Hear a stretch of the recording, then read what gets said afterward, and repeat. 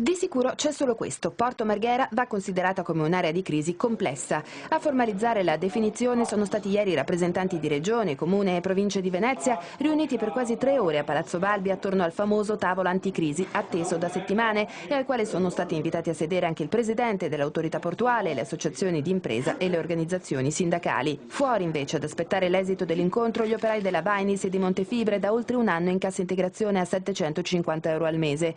Per Renato Chisso, presente al posto del governatore Zaia a Roma per i funerali dei 4 alpini, la priorità è individuare strategie che consentano in tempi brevi di concedere le autorizzazioni a chi vuole investire. Per Paolo Costa invece sarà la filiera porto logistica manifatturiera leggera a rilanciare l'area. Insomma, posizioni anche diverse che convergono però su un punto: la volontà di rilancio. Diciamo che questo è un primo passo e dobbiamo andare avanti anche con altre cose.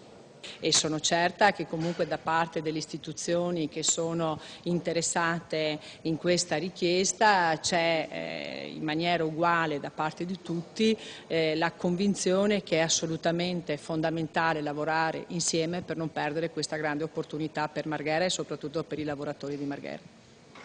Chiederemo al governo di venire a Venezia per parlare di Marghera, ha assicurato Luigi Brugnaro di Confindustria. L'idea condivisa è che il tavolo debba restare qui. Secondo la CISL, inoltre, solo l'integrazione tra chimica, manifatturiero, industria e green economy, logistica e portualità potrà essere la vera base di partenza per un rilancio. Intanto al responsabile del progetto Venezia della Regione è stato dato mandato di costituire un gruppo di lavoro tecnico per elaborare proposte operative entro i prossimi 30 o 40 giorni.